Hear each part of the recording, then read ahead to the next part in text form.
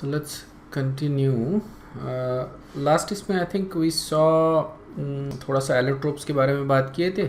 Yes, there are different types of allotropes of sulphur. तो कुछ जो है इसमें से वही अपन देखने वाले हैं. ओके, जो मोस्ट इम्पॉर्टेंट जो एलोट्रोप्स है वो है rhombic sulphur and monoclinic sulphur. इनके बारे में ब्रीफली अपन ने डिस्कस किया था बेसिकली. सो जैसे रोम्बिक सल्फर के बारे में मैं बताया था कि इसको अपन अल्फ़ा सल्फ़र भी बोलते हैं. It has 16 S8 rings. कितने? 16 S8 रिंग्स है. ये S8 रिंग्स है. ऐसे 16 S8 रिंग से एक क्रिस्टल बना होता है रोम्बिक सल्फ़र का. ठीक है ना. एक क्रिस्टल में, एक यूनिट सेल में देर आर 16 S8 रिंग्स. ठीक है ना. ये ध्यान में ही रखना पड़ता है basically. Puckered ring shape structure है इसका. ओके और अगर मैं इसको हीट करता हूँ तो 95.5 डिग्री सेल्सियस पे it gets converted into monoclinic sulphur. Okay, इस टेम्परेचर को अपन बोलते हैं ट्रांजिशन टेम्परेचर. तो ये कन्वर्ट हो जाता है मोनोक्लिनिक में. देखो इस तरह से फिर वो मोनोक्लिनिक बन जाएगा. ओके, मोनोक्लिनिक को हम बोलते हैं बेटा सल्फर. ओके, और मैं आगे फ्लो चार्ट दिखा दूंगा किस तरह से होता है. अब इसमें भी S8 रिंग्स होते हैं और ये भी पकर्ड रिंग स्ट्रक्चर ही होता है. This is no different than rhombic sulphur. दोनों का जो बेसिक स्ट्रक्चर है वो सेम ही है. सिर्फ इसमें सिर्फ 6 रिंग्स होते हैं. ओके, तो रोम्बिक में 16 रिंग्स है और मोनोक्लिनिक में 6 रिंग्स है. That is the only difference. Otherwise they are basically same. Okay, it melts at 119 degree Celsius और ये मेल्ट होके लिक्विड सल्फर बनाता है. उसको अपन बोलते हैं लैम्ब्डा सल्फर. ठीक है, तो ये स्ट्रक्चर है मोनोक्लिनिक का और ये स्ट्रक्चर है ये स्ट्रक्चर है रोम्बिक का और ये स्ट्रक्चर है मोनोक्लिनिक का. इसमें 16 S8 रिंग्स है और इसमें 6 S8 रिंग्स है. Okay, that is the difference between these two. इसके अलावा मतलब इफ़ आई बेसिकली स्टेबल कौन सा होता है इसमें सबसे ज़्यादा हमको मालूम है कि rhombic is more stable and monoclinic is less stable. ठीक है ना. इसको अगर मैं हीट करता हूँ 95.5 डिग्री पे. ओके, 95.5 डिग्री पे अगर हीट किया मैंने रोम्बिक को तो it gets converted into monoclinic sulphur. Okay, तो ये टेम्परेचर जो होता है इसको अपन बोलते हैं transition temperature from rhombic to monoclinic. Okay, अगर मैं इसको कूल करता हूँ okay over a period of time it will basically get converted back into rhombic sulphur. ये क्या हो रहा है? ट्रांजिशन हो रहा है. At higher temperature it goes to monoclinic और अगर मैं कूल करता हूँ it converts back to rhombic. ठीक है ना. At all monoclinic sulphur eventually we get converted back into rhombic sulphur. Okay, और इसको हीट करता हूँ मोनोक्लिनिक को तो आई गेट लिक्विड सल्फर जिसको अपन क्या बोल रहे हैं? Lambda. So we have alpha, beta and lambda sulphur. तो यहाँ पे it basically has liquid sulphur की अगर बात करें तो इसमें सिंगल S8 मॉलिक्यूल्स है. ओके, लिक्विड सल्फर में अपने को S8 मॉलिक्यूल्स रहते हैं बेसिकली. ओके, सो नाउ जो ग्रुप्स ऑफ रिंग्स थे ये ब्रेक होके सिंगल रिंग्स हो गए. ओके, इसका भी S8 रिंग स्ट्रक्चर ही रहेगा क्योंकि S8 है तो ये हमेशा कैसा रहता है? Puckered ring structure. It is yellow in colour, थोड़ा सा ट्रांसपेरेंट सा होता है and it is a mobile liquid. ठीक है ना. It is a liquid in nature basically. That's why it is called as liquid sulphur. ठीक है, तो इस तरह से हो रहा है बेसिकली. अगर मैं रोम्बिक सल्फर लेता हूँ it gets converted into monoclinic. Monoclinic को फिर से हीट करता हूँ at about 119 degree Celsius it get converted into liquid sulphur. ये मेल्ट हो गया. अभी सिंगल S8 रिंग्स बन गए और इसको फिर से अगर मैंने हीट किया तो it gets converted into another liquid form. ठीक है ना. फिर से ये फोर्थ इसका एलोट्रोपिक फॉर्म हो गया अभी. ओके, सो इसमें क्या हो रहा है कि जो S8 रिंग्स है ये ओपन हो जाते हैं. क्या हो जाते हैं? ओपन. ओके, और ये रिजॉइन हो जाते हैं. फिर बेसिकली रिंग्स ओपन हो गए अभी और अब ये स्ट्रेट चेन बना रहे हैं बेसिकली या लॉन्ग स्पाइरल चेन मॉलिक्यूल्स बना रहे हैं जिसको अपन लिक्विड बोल रहे हैं. दूसरा न्यू. ठीक है ना. तो लैम्ब्डा S में वी हैव S8 मॉलिक्यूल्स और न्यू S में वी हैव चेन्स. अंडरस्टूड है. सो that is what happens. Okay तो ये मान लो कि रिंग से basically you can C ring structure है S8 का, this is lambda sulphur. Okay इसको अगर मैं हीट करता हूँ तो इस तरह के ये चेन्स बेसिकली पॉलीमरिक चेन अपने को मिलते हैं, इसको अपन न्यू सल्फर बोल रहे हैं। ठीक है, यहाँ पे ठीक से दिख नहीं रहा basically, they are but you know it is suppose to be S8 molecules. Clear है क्या? तो ये जो न्यू सल्फर होता है it is very dark in colour, okay almost brownish colour का दिखेगा। देखो लैम्बडा कैसा था, lambda sulphur it was basically yellow in colour. Okay ये जो सल्फर होता है ये डार्क हो जाता है, it is very thick and viscous. Okay जो लैम्बडा सल्फर था it was flowy, basically liquid structure था इसका, it was yellow in colour, इसकी डेंसिटी थोड़ी कम थी। ये जो होता है ये बहुत ज़्यादा थिक होता है, विस्कस होता है, इसकी डेंसिटी ज़्यादा होती है and looks pretty dark actually. Okay तो जो chain length okay and viscosity it will reach a maximum point at 180 degree Celsius. यहाँ तक मतलब विस्कोसिटी जो है वो बढ़ते जाएगी। इसका मतलब क्या हो रहा है, चेन जॉइंट्स होते जा रहे हैं, लंबे चेन्स होते जा रहे हैं, तो विस्कोसिटी जो है वो इंक्रीज हो रही है। सो दिस इज समथिंग इंटरेस्टिंग कि अगर तुम इस लिक्विड को हीट कर रहे हो तो जनरली क्या होता है, टेम्परेचर के साथ विस्कोसिटी डिक्रीज होती है। यहाँ पे वैसा नहीं हो रहा है, टेम्परेचर के साथ विस्कोसिटी इंक्रीज हो रही है क्योंकि चेन लंबे होते जा रहे हैं। ओके चेन लेंथ इंक्रीज होती जा रही है। लेकिन इससे ज़्यादा अगर मैं इसको हीट करता हूँ तो ये टेम्परेचर तुमको ध्यान में नहीं रखना है। Okay just remember that when you go from new sulphur and if you heat the new sulphur, तो in fact even if you heat lambda sulphur को हीट कर रहे हैं and you get new sulphur. ठीक है and up to 180 degree Celsius तक heat कर रहे हैं समझो। तो यहाँ पे पूरे दौरान क्या हो रहा है, यहाँ पे during the entire time the viscosity is actually increasing, isn't it? It keeps on increasing up to 180 degree Celsius or at about 180 degree Celsius and above ये जो चेन है ये ब्रेक होते हैं and then viscosity again decreases. Okay? क्योंकि अब chain break होना चालू हो गए because of the higher temperature, तो उसके वजह से भी viscosity decrease होगी। At about 445 degrees Celsius, this liquid boils and produces sulfur vapors. Sulfur vapors में you will have different types of sulfurs. Okay, इसमें डाइमर ट्राइमर जो होते हैं सल्फर के, इस तरह के सल्फर्स यहाँ पे रहेंगे। ओके एट अबाउट 445, काफ़ी हाई टेम्परेचर है, तो जो चेन्स होते हैं ये छोटे छोटे ब्रेकडाउन हो जाते हैं, रैंडम ब्रेकडाउन होता है, तो you can have S2, S3, S4 इस तरह के फ्रैगमेंट्स इस वेपर्स में रहेंगे और ये वेपर तुमको मिलेगा। तो यहाँ पे दिया है देखो, सल्फर वेपर्स में S2 से लेके S10 तक फ्रैगमेंट्स रहेंगे। Okay these are basically dimer trimer tetramer जो भी है, अब जस्ट सल्फर के लिंकेजेस है। ओके मोस्ट प्रीडोमिनेंट जो होता है इसमें S8। Okay for some reason sulphur like in groups of 8 to be in that form, that's why. बहुत ज़्यादा अगर टेम्परेचर इंक्रीज करता हूँ मैं तो प्रीडोमिनेंट फॉर्म कौन सा रहेगा, S2। ओके डाइमर के फॉर्म में रहेगा, बेसिकली S2 के फॉर्म में रहेगा। S2 का जो स्ट्रक्चर होता है that is similar to that of O2। Okay and that's why S2 is also paramagnetic like oxygen. Understood है ये? This is very important to remember that S2 is the paramagnetic form. Okay just oxygen like structure होता है इसका। जो next and last allotrope होता है that is plastic sulphur. Okay plastic sulphur है। अब प्लास्टिक सल्फर को किस तरह से बनाते हैं वो देखो। हमने क्या किया, सबसे पहले तो लैम्बडा सल्फर लिया, ठीक है, सॉरी न्यू सल्फर लिया। ओके सबसे पहले अपन ने न्यू सल्फर लिया। In fact I think you can do this with lambda sulphur also, but anyway will take a lambda sulphur, we will melt it with new sulphur.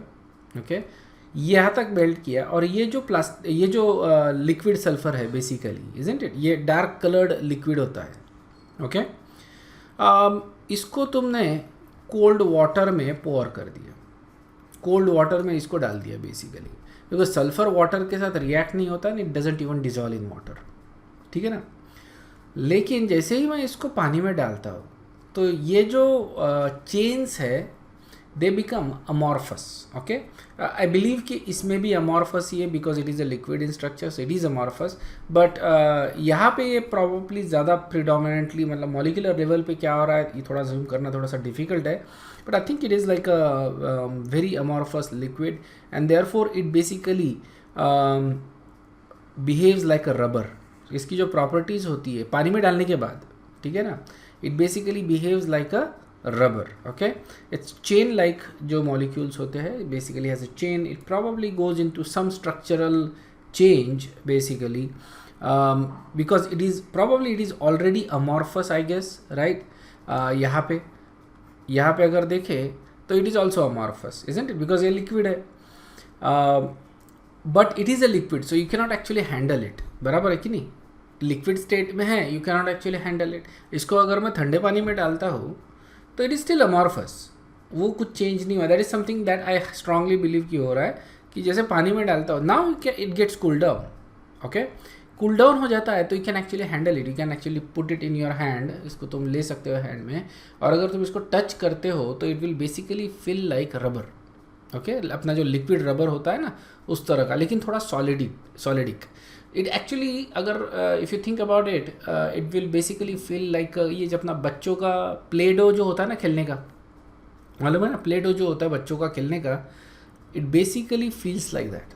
Okay, तो उस sulphur को अपन बोलते हैं plastic sulphur, and it basically is a plastic in nature, क्योंकि इसका कोई specific shape नहीं होता, कुछ नहीं होता. जैसे अपन मेल्ट करते हैं प्लास्टिक को, so you get that semi liquidy type of substance. Okay, hot plastic को बेसिकली ये उसी तरह का उसका स्ट्रक्चर होता है, उसी तरह का प्रॉपर्टी होता है, इसलिए इसको अपन बोल रहे हैं प्लास्टिक सल्फर. अंडरस्टूड है क्या? किस तरह से अपन बना रहे हैं प्लास्टिक सल्फर को? लिक्विड सल्फर को अगर मैं पानी में डालता हूँ we get plastic sulphur. Okay, और अगर मैं इसको इसी तरह से रखता हूँ it becomes brittle and it finally gets converted into rhombic sulphur. ठीक है ना, it becomes brittle. I mean I haven't seen it basically getting brittle basically, you know, I've seen people playing with plastic sulfur, so you know it becomes rubbery basically. और इसको ऐसे ही रखते हैं तो it probably you know breaks down into little pieces and it will eventually get converted into most stable form which is rhombic sulfur. This is actually very important. yeah, so इस तरह के changes हो रहे हैं. देखो, alpha sulphur लिया, उसको heat किया मैंने 95.5 डिग्री सेल्सियस, वी गेट बेटा सल्फर. ओके, बेटा सल्फर इसको अपन बोल रहे रोम्बिक, इसको अपन बोल रहे मोनोक्लिनिक. ठीक है, both of them are solid basically, there is no change in the state यहाँ पे. Alright, there is only change in the allotropic form.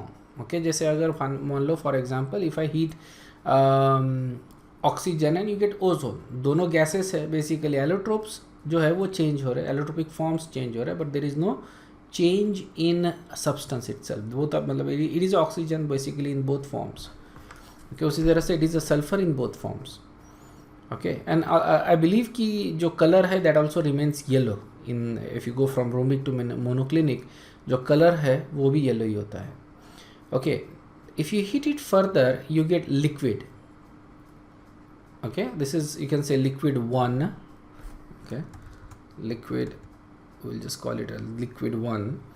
इसको फिर से हीट किया, we get another liquid form. Okay, ये रहेगा liquid 2. What is the difference between liquid 1 and liquid 2?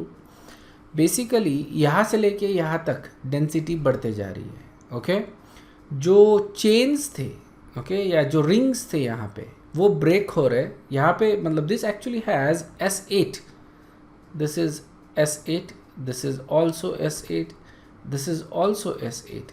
ठीक है ना, लेकिन यहाँ पे वी हैव 16 रिंग्स, यहाँ पे वी हैव 6 रिंग्स एंड यहाँ पे वी हैव 1 रिंग. ठीक है, other than that if you keep heating this what you get is this one liquid sulfur. These are basically chains. Okay, these are basically chains. Okay, अब मैं इसको फिर से heat करूँगा तो इसकी डेंसिटी एट सर्टन पॉइंट तक increase होती जाएगी. ओके, एट सर्टन पॉइंट तक इंक्रीज होती जाएगी and then it will keep on decreasing. I think it was like 180 degree Celsius something, right. वहाँ तक डेंसिटी इंक्रीज होती है और उसके बाद डेंसिटी डिक्रीज होती है. ओके, अब यहाँ पे देखो चेन्स है, राइट. अब ये जो चेन्स है ये हो जाता है अपना वेपर सल्फर. ओके, ये हो जाता है वेपर सल्फर गैशियस स्टेट में. देखो अब गैशियस स्टेट में सबसे डोमिनेंट फॉर्म जो होता है एट लो टेम्परेचर की बात करें 445 डिग्री सेल्सियस या थोड़ा सा उसके ऊपर, जो डोमिनेंट फॉर्म होता है that is S8, excuse me, right. और इसको अगर मैं कंटिन्यूसली हीट करते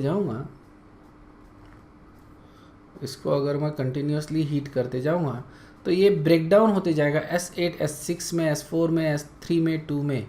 इसको मैं कन्वर्ट करते जाऊंगा, ठीक है ना, at about very high temperature. Okay, जैसे 2000 डिग्री सेल्सियस के ऊपर just sulphur. Okay, atomic sulphur. This is basically can say like a ionised state type में ये रहेगा, I believe. Okay, but at some stage you also get S2 which is basically similar to O2 type, ठीक है ना. मेरे को बताओ इनमें से कौन सा सल्फ़र पानी में डालने से मेरे को प्लास्टिक सल्फ़र मिलता है. और इसको अगर मैं उसी तरह से रखता हूँ, बेसिकली कंडेंस करता हूँ या उसी तरह से रखता हूँ, तो it will get converted back into rhombic sulphur. Okay, so that is different allotropes of sulphur. इसमें ऑब्वियसली रोम्बिक, मोनोक्लिनिक, ये लिक्विड ये दोनों इंपॉर्टेंट है. And then basically it's a vapour state. Okay, so ये तुमको ध्यान में रखना है. अदर देन दैट अपना जो प्लास्टिक वाला जो एलोट्रोप है that is also very important. ये एमॉर्फस फॉर्म में ही रहेगा बेसिकली, बिकॉज इट हैज़ अपन ने सडनली इसको कूल किया ना, high temperature to low temperature लेके आए. ओके, तो it has become like a solid. थोड़ा सा इसका जो structure it became like a solid, और इसको but it is soft like a rubber, ठीक है ना. इट्स सॉफ्ट लाइक रबर, तो इसको तुम can squeeze in. Basically feels like a play dough, बच्चों के खेलने की जो चीज़ होती है उसके जैसा. ये जो S6 है, okay, that is the chair form अपन ने देखा है बेसिकली ऑर्गेनिक केमिस्ट्री में. साइक्लोहेक्सेन का चेयर फॉर्म होता है, ये वही उसी टाइप का ये फॉर्म है. ओके, S6 का. S8 का स्ट्रक्चर होता है क्राउन. जो पॉलीमरिक चेन्स होते हैं उसको अपन कटेना बोलते हैं. Not important to remember actually, this is something we have not seen in exams. Okay, but this is called as catena SN, right. उसके अलावा भी काफ़ी सारे वेरिएबल्स है बेसिकली, जिसमें अलग अलग टाइप के बॉन्ड एंगल्स है, so and so forth. We said that there are about 40 allotropes of sulphur, जिसको सारे अपन डिस्कस नहीं कर सकते और करना भी नहीं है बेसिकली. जो नेक्स्ट चीज़ अपन देख रहे हैं that is preparation of sulphur. Okay, sulphur naturally occur करता है abundantly in earth's crust as elemental sulphur. Okay, अब बताओ एलिमेंटल सल्फर बोले तो कौन से फॉर्म में ये मेरे को मिलेगा. रोम्बिक के फॉर्म में मिलेगा मेरे को elemental sulphur. Okay, it also occur as mineral sulphide and sulphate. Okay, it also occurs as H2S in natural gas जब अपन एक्सट्रैक्ट करते हैं उसमें H2S करके भी मिलता है, और ऑर्गेनिक कंपाउंड में भी मिलता है, जैसे ऑयल हो गया, कोल हो गया, है ना, इसमें भी मिलता है. So various different forms. लेकिन एक्सट्रैक्ट करने का जो इंडस्ट्रियल तरीका है that is basically from the earth's crust. Okay, इसको माइनिंग बोलेंगे अपन. It's mined by using what is called as a Frasch process. Okay, this is actually a very controversial process. I don't believe कि इसी तरह से अभी भी extract करते हैं, but this is something we need to discuss. Very simple है actually, बहुत ज़्यादा डिफिकल्ट नहीं है ये fresh process. So let's say कि this is the earth crust, और यहाँ पे सल्फ़र डिपॉजिट मिला है तुमको. ओके, यहाँ पे सल्फ़र डिपॉजिट मिला है. सो इस तरह के कॉन्सेंट्रिक ट्यूब्स ड्रिल किए जाते हैं ग्राउंड में. Okay, and sulphur is not too deep inside the earth crust. बहुत ज़्यादा डीप में नहीं होता. It's basically very much on the surface. Okay, so बहुत ज़्यादा डीप करने की ज़रूरत नहीं होती है. तो ये 3 कॉन्सेंट्रिक रिंग्स है यहाँ पे. ओके, सो ये जो है दिस इज़ बेसिकली 1. ओके, यहाँ से अपन सुपर हीटेड वाटर अंदर भेजते हैं, प्रेशराइज्ड सुपर हीटेड. ओके, बहुत ज़्यादा टेम्परेचर वाला सुपर हीटेड वाटर अंदर भेजते हैं. ये जो सबसे अंदर का ट्यूब है, इनर ट्यूब, ओके, उसमें से कंप्रेस्ड एयर भेजते हैं अंदर। ओके, सो क्या कर रहे हैं अपन, बेसिकली सुपर हीटेड वाटर भेज रहे हैं। सुपर हीटेड वाटर से क्या होगा, जो सल्फर है वो मेल्ट हो जाएगा। Okay, it will become in liquid state. Okay, so ये जो सल्फर के रॉक्स थे, you can see that these are sulphur rocks, ये अब यहाँ पे देखो ये अंदर वाले पोर्शन में आ गए तो it become a liquid state. Okay, so we got a liquid sulphur. अब कंप्रेस्ड एयर जब अपन भेजते हैं यहाँ से, सो ये जो प्रोसेस है इसमें बेसिकली अंदर में प्रेशर डेवलप होगा और उस प्रेशर से जो लिक्विड सल्फर है ये ऊपर राइज होगा फ्रॉम दिस मिडल ट्यूब। ठीक है ना, मिडल ट्यूब से बाहर आएगा and we can collect the liquid sulphur. इसको कूल कर दो, you get rhombic sulphur. Is this clear? इस तरह से अपन सल्फर को माइन करते हैं। Okay, it's called as a Frasch process. So essentially this is not a very good process. The reason for that, अगर मान लो माइनिंग तो कर लिया लेकिन पूरी तरह से तो सल्फर नहीं निकाल पाएंगे, because in the ground, isn't it? Liquid form में कन्वर्ट कर लिया अपन ने, काफ़ी सारे चेंजेस कर लिए इसकी जो नेचुरल फॉर्म था उसमें से। सो होता क्या है कि जो सल्फर है, after you mind, after you did everything, जितना भी मैक्सिमम तुमको एक्सट्रैक्ट करना था कर लिया, एंड देन यू लेफ्ट। तो होता क्या है ना, you are living a hole in the ground. Okay, and you have this liquid sulfur that has been melted and probably reformed into whatever sulfur form। तो ये उसी फॉर्म में उसको रख के तुम चले गए। तो ये जो होल रहता है इसमें से जो सल्फ़र है ये बाहर आना चालू हो जाता है बचा हुआ। ओके, तो ये सल्फ़र जो है सरफेस पे आता है और सरफेस पे जब सल्फ़र आएगा ऑब्वियसली तो ये एयर के साथ रिएक्ट होगा, मॉइस्चर के साथ रिएक्ट होगा and it will just form oxides. Oxide से अपने को एसिड्स मिलेंगे and this all this thing will basically spoil the environment around this area। okay, Australia में सल्फ़र बहुत ज़्यादा पाया जाता है बेसिकली अंडरग्राउंड। ठीक है ना, बहुत ज़्यादा पाया जाता है एंड इनफैक्ट वहाँ पे जो नेटिव लोग हैं, जहाँ पे it's basically like a jungle area, you know, what ever the national parks होते हैं, तो जहाँ पे नेटिव लोग होते हैं ये, तो ये जो सल्फ़र के रॉक्स है basically occur as a sulphur rock, yellow rock होता है बेसिकली, इसको लेके चले जाते हैं। Okay, they just collect this rocks and they sell it to companies और whatever they do, whatever they want to do with sulphur, but they are in so much form कि you just have this sulphur rock, you can just you know carry the rock with you. Okay, understood है क्या? Fresh process. सो ये सबसे बड़ा इसका disadvantage है। Okay, इसका जो प्रॉब्लम होता है वो होता है सल्फ़र इमिशन से। ऑलराइट, बेसिकली या सो सल्फ़र इमिशन की बात कर रहे हैं अपन कि इसेंशियली जो भी अपन इस तरह का प्रोसेस कर रहे हैं, फ्रेश प्रोसेस या जो भी इंडस्ट्रियल प्रोसेस यूज़ कर रहे हैं सल्फ़र माइनिंग के लिए, उससे सल्फ़र जो है वो एनवायरनमेंट में आ रहा है and this is something we need to control. We can not actually just let it go like that. Next is extraction from H2S gas. Okay, तो यहाँ पे H2S गैस से अपन ये करते हैं basically. So what we do is basically जो gas stream होती है, ओके, गैस जो आ रहा है उसको दो पार्ट में अपन सेपरेट करते हैं। ठीक है, ऑलराइट, जो भी पाइपलाइन आ रही है यू कैन से, इसको अपन दो पार्ट में सेपरेट कर रहे हैं H2S गैस को। तो जो एक पार्ट होता है उसको मतलब हाफ ऑफ इट और वट एवर, राइट, और 1/3 ऑफ इट क्या करते हैं अपन, कन्वर्ट करते हैं इनटू SO2। देखो H2S को अपन ने कन्वर्ट कर दिया SO2 में। ठीक है ना, इसको ऑक्सीजन के प्रेजेंस में अपन बेसिकली बर्न करेंगे, so we get SO2। Okay, SO2 plus H2, ये हो रहा है रिएक्शन। H2O को फेंक देंगे और ये जो SO2 होता है उसको ले लेंगे। Okay, so one part that consist about 1/3 of the stream. Okay, दो स्ट्रीम में स्प्लिट किया तो इसमें एक स्ट्रीम में अपन 1/3 ले रहे हैं और बचा हुआ दूसरे स्ट्रीम में से भेज रहे हैं। इसको बर्न कर दिया इनटू SO2 और फिर ये दोनों स्ट्रीम जो होते हैं उसको रीजॉइन करेंगे। ठीक है ना, so I think this is something like this. ये H2S यहाँ से आ रहा है, ऑलराइट, इसको स्प्लिट कर दिया, यहाँ पे एक H2S है और यहाँ पे H2S है। Okay, this is 1/3 and this is 3/4। okay, sorry 2/3, 3/4 लिखा मैंने, 2/3. ओके, नाउ इसको अपन कन्वर्ट कर देंगे SO2 में, ये एज H2S वैसे की वैसी ही है, और फिर इसको कंबाइन कर लेंगे, और फिर जब अपन इसको रिएक्ट करते हैं SO2 प्लस H2S को, what we get is a sulfur.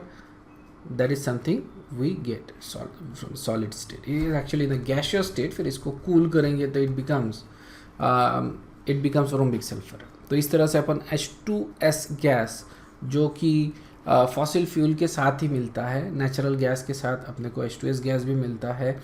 This is also something that is found in volcanoes in large quantities. ठीक है ना. तो ये अपन कलेक्ट करते हैं H2S gas and then we use it to produce sulphur. इस तरह से अंडरस्टूड है कि ये प्रॉपर तरीके से इस तरह से करते हैं इसको. Preparation of colloidal sulphur amorphous, basically sulphur powder बना रहे हैं इस तरह से अपन. ठीक है ना. From HCl and sodium thiosulphate, sulphide actually.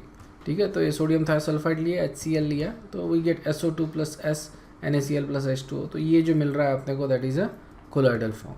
Okay. दूसरा होता है action of nitric acid on H2SO4 HNO3 plus H2S, we get sulphur plus NO2 gas.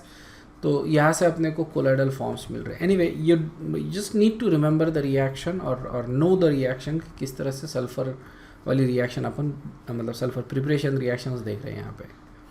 Okay, so many of these reactions are not even worth mentioning, it's just there in the syllabus. Oxidation by concentrated nitric acid या फिर H2SO4 अगर करते हैं sulphur के साथ अपन, तो what we get is H2SO4 इसके साथ नाइट्रिक एसिड के साथ, because nitric acid is a stronger oxidising agent, तो अपने को H2SO4 मिल रहा है प्लस NO2 गैस मिल रहा है. ओके, और H2SO4 के साथ करते तो वी गेट SO2 गैस. ठीक है, तो सल्फर डाइऑक्साइड गैस मिलता है सल्फर का, ऑक्सीडेशन हो रहा है सल्फर का. Okay, because both of these are actually oxidising agent, है ना, दोनों ऑक्सीडाइजिंग एजेंट है यहाँ पे. कॉन्सेंट्रेटेड अल्कली के साथ करते हैं तो सल्फाइट आयन मिलता है अपने को. ठीक है, अब हम बात करते हैं कंपाउंड्स ऑफ सल्फर की. ओके, सो सबसे पहला कंपाउंड देख रहे हैं अपन हाइड्रोजन सल्फाइड H2S. इसकी प्रॉपर्टी देख रहे हो, it's a covalent hydride obviously, है ना, दोनों नॉन मेटल्स है इसमें, hydrogen as well as sulphur, that's why it is a covalent hydride. It is a colourless foul smelling toxic gas. इसका स्मेल जो होता है that is basically like a rotten egg smell. Okay, so foul smelling toxic gas. It is soluble in water. Okay, water में इस तरह से ये soluble होता है, प्रोटॉन डोनर की तरह एक्ट करता है. Remember, in terms of acidity H2S is actually a stronger acid. बराबर, एसिडिटी का अपन ने देखा, as you go down the group of hydride acidity increases. तो हो क्या रहा है, if this is acid then this is basically acting as a base. This is protonic acid and this is acting as a Lewis base. So we get H3O plus. ठीक है, और तो ये पहला आयनाइजेशन है, ये फिर पहला dissociation. This is Ka1 and this is Ka2. Obviously Ka1 is going to be much larger than Ka2. Okay, so it behaves as a diprotic acid in water. देखो ये इस तरह से, और ये इस तरह के रिएक्शन अपन ने इक्विलिब्रियम में भी देखे हैं. बराबर है कि नहीं, अपन ने इक्विलिब्रियम कांस्टेंट निकाला था ये पूरे रिएक्शन के. इसका Ka दिया रहेगा, इसका Ka दिया रहेगा, एंड देन ओवरऑल Ka जो रहेगा वह ये रिएक्शन का ओवरऑल Ka वो अपने को निकालना था. इस तरह का एक प्रॉब्लम अपन ने सॉल्व किया. ओके, प्रिपरेशन देखो. Alright, H2S is prepared by the reaction of FeS on dilute H2SO4. FeS plus H2SO4 लेते हैं अपन, FeSO4 और H2S गैस अपने को मिलता है. H2S गैस को अपन ओवर वाटर कलेक्ट करते हैं basically, that's fine. Alright, next is chemical reaction, okay, of H2S. H2S plus O2 gives you H2 plus SO2. Okay, that's nothing important there. ये weak dibasic acid है, basically weak dibasic acid है, तो NaOH के साथ react करेंगे तो दो तरह के सॉल्ट्स अपने को मिलेंगे यहाँ पे, NaHS and Na2S. Simple acid base reaction है. A saturated solution of H2S is used in laboratory for qualitative analysis of basic radicals. Important है. ठीक है, क्वालिटेटिव एनालिसिस अपन ने देखा नहीं, आगे देखेंगे अपन. ओके, बट H2S गैस यूज़ किया जाता है in qualitative analysis of basic radical. Essentially जैसे कॉपर आयंस है, Pb2+ आयंस है. ओके, ये जो सॉल्ट्स है these are precipitated by as sulfide ion. Okay, तो ये ग्रुप 2 सॉल्ट जो होता है it is basically precipitated as sulfide ion. Okay, this is in acidic medium. तो अपन H2S gas in acidic medium pass करवाते हैं. So what we get is जैसे कॉपर आयंस है, कैडमियम है, लीड है, इवन मर्क्यूरी एक्चुअली. ओके, तो ये जो आयंस है they get precipitated as sulphide salts. Okay, so जो कॉपर सल्फाइड है that is black, lead sulfide that is also black, cadmium sulfide is actually yellow in color. Understood है? So इस तरह से अपन इसको डिटेक्ट करते हैं आयंस को बाय कलर. ओके, ये अपन क्वालिटेटिव एनालिसिस में देखेंगे. ओके, सो काफ़ी सारे रिएक्शंस देखो यहाँ पे आते हैं. देयर इज़ ऑल्सो ये रिएक्शन है जिंक क्लोराइड को या फिर जिंक आयंस है या निकल आयंस है वो भी प्रिसिपिटेट होते हैं सल्फाइड. तो काफ़ी सारे जो कैटायंस है, कैटायंस को अपन बोलते हैं बेसिक रेडिकल्स. ओके, और अनायंस को अपन बोलते हैं एसिडिक रेडिकल्स. रेडिकल्स बोले तो आयंस बेसिकली. तो काफ़ी सारे जो मेटालिक रेडिकल्स है they get precipitated as sulphide ion, और इनका एक स्पेसिफिक कलर भी होता है. सल्फाइड आयंस का एक स्पेसिफिक कलर होता है. देखो zinc sulphide is actually white in colour क्योंकि because zinc can not actually have a colour. लेकिन बाकी जो आयंस होते हैं दे एक्चुअली आर कलर्ड. ये अपने को मालूम है जिंक क्यों कलरलेस होता है basically because it doesn't have it doesn't have vacant D orbital, isn't it. इसका डी ऑर्बिटल कम्प्लीटली फिल्ड है, D10 कॉन्फ़िगरेशन है, that's why it is colourless. Okay, उसी तरह से लेकिन निकल और बाकी जो रहेंगे, जो बाकी आयंस रहते हैं they are actually coloured. Next reaction अपन देख रहे हैं H2S turns acidified K2Cr2O7 to green. Okay, अभी यहाँ पे H2S is basically acting as a reducing agent क्योंकि पोटेशियम डाइक्रोमेट जो होता है that is an oxidising agent. तो ये क्या कर रहा है, H2S को ऑक्सीडाइज कर रहा है from -2 to 0. That is what is happening. और इसका मतलब ये जो है क्रोमेट ये रिड्यूस हो जाएगा और ये जाता है फ्रॉम +6 to +3 स्टेट में which is green in colour. ठीक है ना. तो H2S क्या करता है, पोटेशियम डाइक्रोमेट को ग्रीन लेके जाता है. तो H2S itself becomes yellow. Sulphur basically यहाँ से रिलीज हो रहा है. Okay, in fact this is an important reaction, so इसको थोड़ा ध्यान में रखो. H2S is also oxidise by chlorine क्योंकि chlorine itself is oxidising agent. देखो H2S को S में जा रहा है, तो जब ऑक्सीडाइजिंग एजेंट के साथ रिएक्ट कर रहे हैं अपन तो H2S S में कन्वर्ट होता है. ठीक है. FeCl3. ओके, ये जो होता है yellow in aqueous solution FeCl3 ये चेंज हो जाता है FeCl2 में which is green in. So you don't actually have to remember all the colours. जो कॉमन कलर है वही ध्यान में रखो. ये मेरे ख्याल से इतना इंपॉर्टेंट नहीं है to remember the colour of this solutions. Okay, but H2S gets oxidised. It reduces SO2 to S. ठीक है ना. H2S is a reducing agent, remember it's a good reducing agent. बहुत ज़्यादा स्ट्रांग नहीं है बट इट वीक. सो ये SO2 को S में रिड्यूस करता है. जो हाइड्रोजन है ये H2O में चले जाते हैं. ऑलराइट, तो यही तो प्रोसेस किया था ना अपन ने for the preparation of sulphur, remember that. Okay, ये जो प्रिपरेशन था उसमें यही रिएक्शन किया था अपन ने. जो सल्फर जो आता है बेसिकली H2S गैस जो आता है उसको अपन 2 स्ट्रीम में बांटते हैं. एक को SO2 में कन्वर्ट करते हैं, एक को H2S में रखते हैं और फिर इनको कंबाइन करते हैं. तो यही रिएक्शन अपने को मिलती है. In an alkaline medium H2S gives violet colouration with sodium nitroprusside. देखो ये है सोडियम नाइट्रोप्रोसाइड का फॉर्मूला. Okay, Na2FeNOCN/5. ये फार्मूला इसके पहले भी अपन ने देखा है. उस समय अपन ने इस तरह से लिखा था, मतलब ये जो NO है उसको एंडिंग में लिखा था.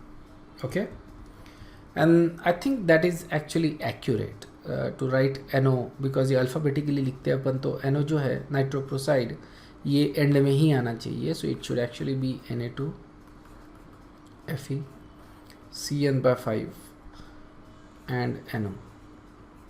ओके, ये होता है ना सोडियम नाइट्रोप्रोसाइड। तो ये जो है it gets converted into violet colour, क्योंकि ये जो NO है it gets oxidise to NOS, ठीक है। तो लिगैंड चेंज हो गया, NO की जगह NOS आया और इसका कलर चेंज हो जाता है टू वायलेट। अंडरस्टूड है? This is actually I think sodium nitroprusside is blue, it changes from blue to violet. Clear है क्या?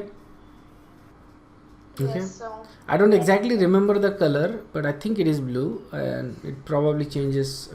It probably basically is blue and changes to violet. So what you need to remember is that it changes to violet. Okay, so that is the most important part. Yeah. All right. Let's look at the uses.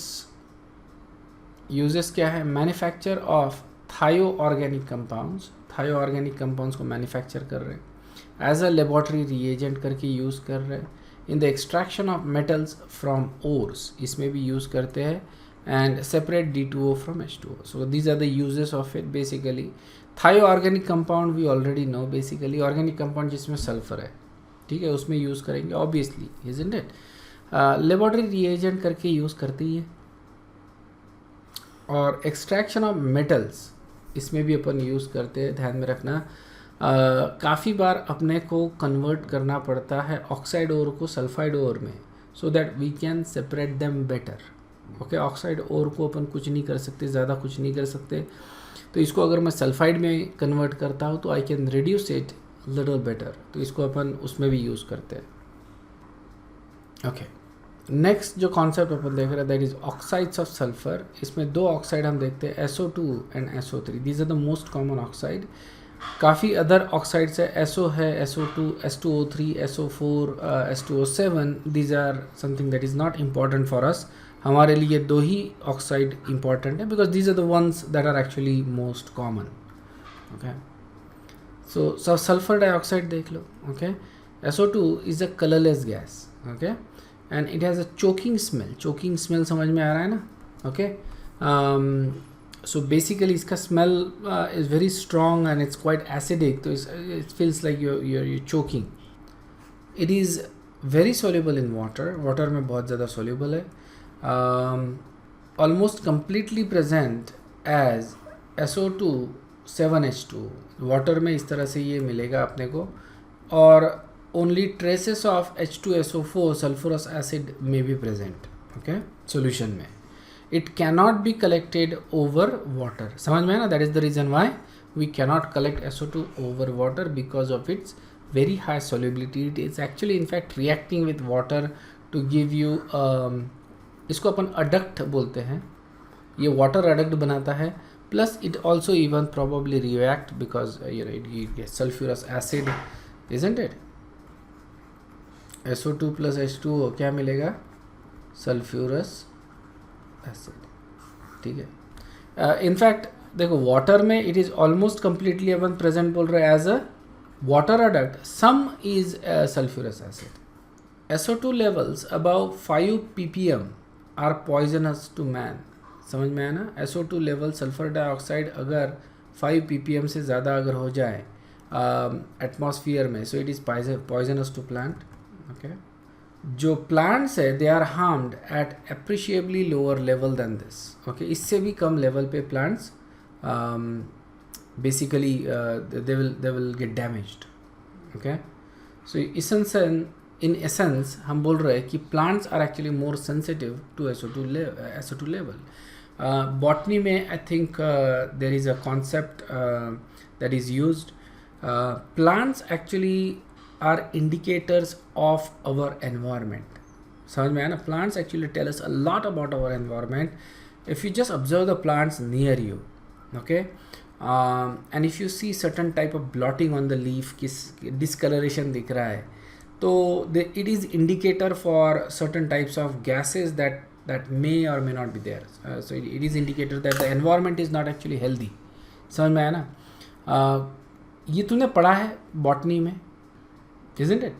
So you get certain indicators. For example, अगर acidic gases अगर environment में ज़्यादा है तो you will probably see discoloration of the leaves, certain blots are going to be there, something like that. So plants actually gives us idea about the type of environment we live. SO2 का structure okay bent structure है basically. इसका जो hybridisation होता है that is sp2.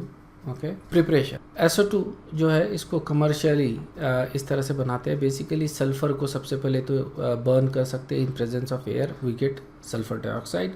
और दूसरा H2S plus O2. Okay H2S को burn कर रहे हैं अपन in presence of air, we get SO2 plus water. ठीक है, तो इस तरह से अपन इसको बना सकते हैं. दूसरा सल्फाइड ओर्स जो होते हैं उसको मैं रोस्ट कर सकता हूँ. ओके काफ़ी ये अपन ने ओर्स एक्सट्रैक्शन एंड मेटलर्जी में देखा है. जैसे जिंक सल्फाइड है, आयरन सल्फाइड है, इसको अगर बर्न करता हूँ in presence of air, what we get is SO2 gas. Alright, and these are usually collected because these are not. Industry में कुछ भी चीज़ फेंकी नहीं जाती है because lot of this gases are actually prepared in large quantities. और अभी environmental impact भी है, you cannot just release SO2 into the environment है ना. इनको सबको collect किया जाता है basically, we can sell that as a independent product. okay laboratory में इस तरह से बनाया जाएगा. ओके सल्फाइड, सोडियम सल्फाइड लेंगे HCl, what we get is NaCl, H2 and SO2. Similarly copper के साथ H2SO4 को अगर रिएक्ट करता हो तो H2SO4 रिड्यूस हो जाता है into SO2 गैस. ओके और copper is basically giving oxidise to copper sulphate. तो copper plus H2SO4 gives SO2 gas. This is actually extremely important reaction. ये दोनों रिएक्शन इंपॉर्टेंट इन फैक्ट.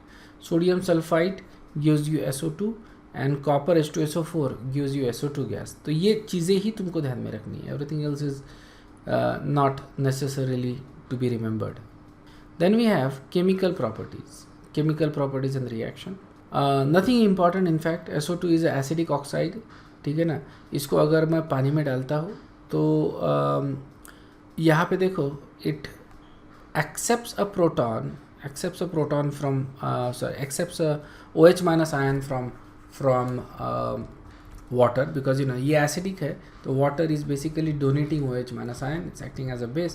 तो you generate that H plus ion और इसके वजह से SO2 actually dissolves very readily in water. It is actually reacting with water और H plus ions generate कर रहा है. मतलब पानी को acidic बनाता है ये सल्फ्यूरस एसिड. ठीक है ना.